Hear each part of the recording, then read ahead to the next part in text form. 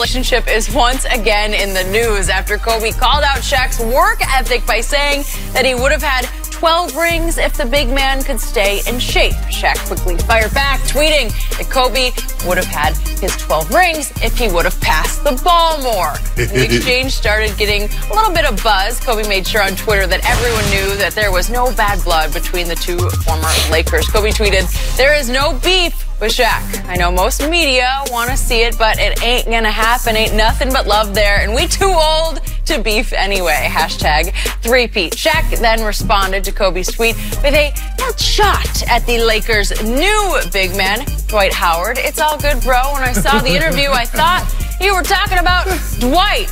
Is that how you spell his name? LOL. So LOL. W-I-T-E. He's such a jokester. Fortunately for the Lakers, Dwight Howard took the high road on social media, saying that he did not see Shaq's tweet, that he is focused on the upcoming season. So, Shannon, what do you make of all this? A lot there. Kobe is right, and so is Shaq. But I got what Kobe was trying to say. And I think Shaq took it somewhat as a slight because he mentioned, you don't get a statue in front of a building if you don't work hard.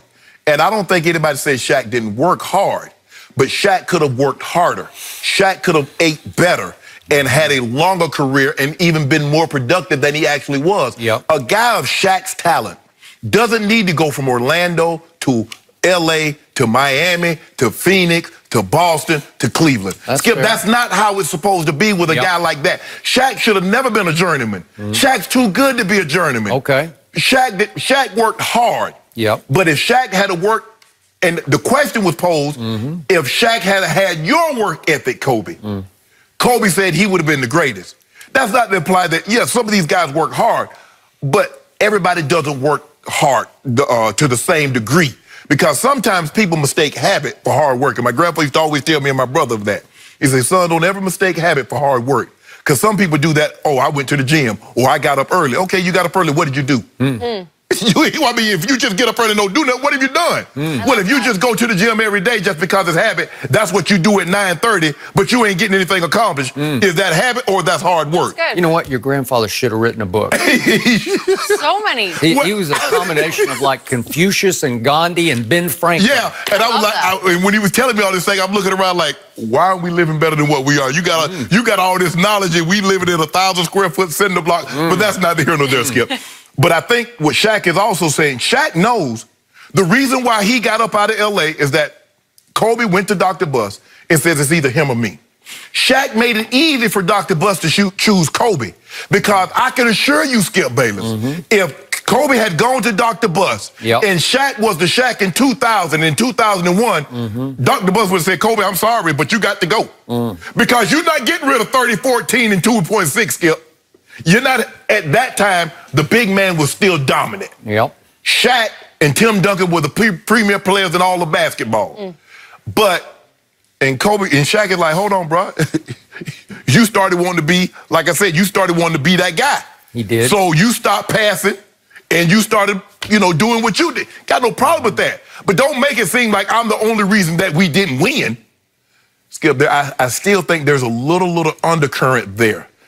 I think both guys are trying to take the high road because, like I said, they're older now. Shaq's in his 40s, Kobe's approaching 40. And I think there's still an undercurrent there. But I do wish this. I wish Shaq would leave Dwight Howard alone. Yeah. Shaq, you were the best player in Orlando Magic history. He went to L.A. and you're a better player in L.A. than he was. You are a better overall player. Why you bring this man into this Skip? Why he bring Dwight? Dwight minded his own business. And Shaq knows good and well, nobody's ever spelled Dwight like that. He knows good well. He knows. It was like the ultimate jab and put down. Can't you just picture him laughing as he's laughing. it? Like, oh, I got him. Yes. I got him again. Yeah. And you could see he got him in Dwight's post because Dwight looked pretty meek and sort of. Well, I think he was doing IG Live or something, and he was talking, did you see what Shaq said? He's like, no, I really didn't see what Shaq says. But it's about me, it's not about Shaq, and I'm just worried about what can I do to help the Lakers this time around. So he took the high road. I just wish Shaq would do that too. I'll get to Dwight in just a second, but I got to get back to Shaq. So this is what I believe, to your point about there's still an undercurrent. I think that undercurrent is high voltage. It's under, but it's high voltage. And I believe that Shaq was stung by Kobe's comments. And I believe it hurt him to the point that what he did post, there were comments on IG, that both of his comments were fueled by anger. That they felt that they had some undercurrent of anger to them. And I'm good with that because this is just me. As much as yesterday we both agreed with what Kobe said, after I stepped back from it and slept on it, it was a low blow. It was out of bounds. It was unnecessary. It's one of those, just let it go and let it lay. Right. You know, especially with giving you guys his history. Yeah. It wasn't like you were always buddy-buddy. No. There was a lot of butting of the heads. Yeah. And even though you've tried to make amends, I mean, I think Kobe showed up for Shaq's statue unveiling. He did. Shaq was there for the last game. His last game when when Kobe went for 60. Yeah. He was there. And they've tried to make a peace, but you know, sometimes it's trying to heal. This wound is trying to heal, but sometimes you pick a little piece of the scab and you start to expose it. And even though Kobe tried to undercut it by saying, hey, I've told Shaq this to his face. We've sat and I've told him. And Shaq even said it. Yeah, okay. That's all well and good, but telling him to his face is one thing. Yeah, but putting it out there. Saying it publicly is quite another. Right. So what was the circumstance and venue? Kobe was a paid speaker at an insurance company convention. Right. George W. Bush was also a keynote speaker. So I'm going to say he got a bunch of, I have no idea what he Couple get. $100,000. Oh, please. How about $1 million? I don't know if he This is big. Normally, I think right now, President Clinton and President Obama command that right now. Well, I think Kobe Bryant could command that. Yeah. And Brady does one out here in Santa Monica most years with Jim Gray, you know, where he gets a Q&A. Well, that's for people that don't want to hear anything being said. All right. So that's why they go. Well, that's fine. So I'll sign right up. So Kobe was being interviewed in front of the crowd. And obviously, because he's being well compensated, he feels like, I got to give you something, right? Yeah. And so he reaches for, we would have won 12 if he'd stayed in shape. Well, between the lines, he's saying if he hadn't gotten fat. Right. And it's a pretty harsh thing to say publicly this many years after the fact. I'll give you an example, Skip. Look, we believe that Carmelo worked out. I mean, you don't go to 10, 11 All-Star games and be an All-NBA player without, working hard. But do we believe Carmelo worked as hard as LeBron? No, absolutely not. And that's basically the proof was in the pudding, as in the pudding he might have eaten, but you could just see it. Right? You could just look at the two bodies and say, okay. And I believe that's what Kobe was trying to say. Yes, and because they posed the question, if Shaq had your dedication, if he had worked as hard as you did, that's true. And then, Skip, that's what the interviewer asked, and Kobe's like, he'd have been the greatest. We'd have 12 rings. But Shaq took it like, oh, you said I didn't work hard? Well, how did I get a statue? Yeah. How do I have 4 rings? How do I have fair touche? Right. It is. Yeah, he did get a statue. Yeah. Yeah.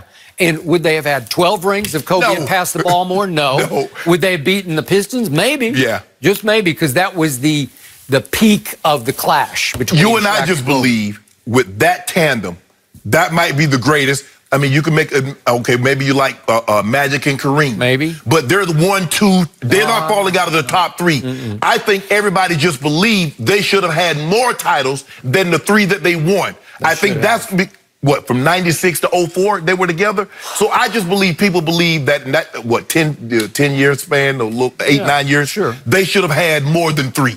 Totally I think that's what people are getting at. Now, I don't know if they're going to get 12, Skip, but they should have had more than 3. And I think that's what Kobe's trying to get at. Yeah, we won. We had great three-peat. One of the few teams that can say we three-peated. Yep. But.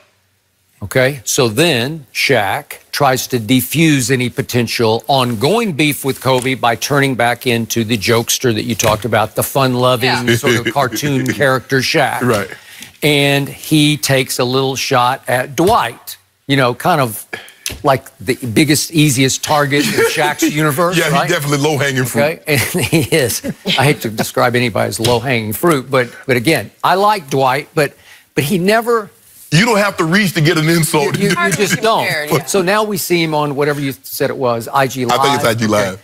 And to me, it just comes off as like kind of mopey and lifeless. Like he's not defending himself. There's no, because he's trying to sell us that he is now reinvigorated. He is. Yeah. A rebirth. I didn't see any reborn. Rebirth, Skip. I didn't feel any new energy from him. Like, I'm here and I'm going to prove you wrong, Shaq. There was nothing. It was just kind of like I believe he's going through a rebirth. Really? They say in order for a man or a person to go through a rebirth, he must go through a reconstruction as the most dilapidated building. The proof will be in the pudding. My thing was, how did Shaq and Kobe, how did Shaq leap to Dwight? Where did Dwight Howard come from? He was just trying to go back into lovable Shaq, and that's a way for him to be lovable and funny, is to poke fun at Dwight. It all comes from the Superman. That's what this is all about. That's Skip. true. I'll give you that. That's what it's all about. Like, Shaq is Superman. Right. Orlando, Shaq was Superman. Yeah. He still has the big S and a lot of the imp in his vehicles. Yeah. And then here come Dwight, like, big man, he's Superman. Shaq like, nah, we already had Superman in Orlando way before you got here. Well, all I got to say is two Lakers have a whole lot to prove this coming season. One is your guy and one is Dwight. Have my guy ever let you down? Yeah. The proof is in the pudding. He gonna prove it. You mean the Wash King? Yeah. We'll talk about the Wash King. He's up to something. Okay. All right. We got to move on to talk about Dak Prescott. Yes, So it's he been may not too have long. made- We haven't talked about him the whole You show. mentioned it briefly at the beginning, but I want to make sure you had your time. So he may not have made the most recent top 100 players list, but he Who needs did make a different Finally. list. Yes. We'll see what Yeah. Skip thinks about this one next.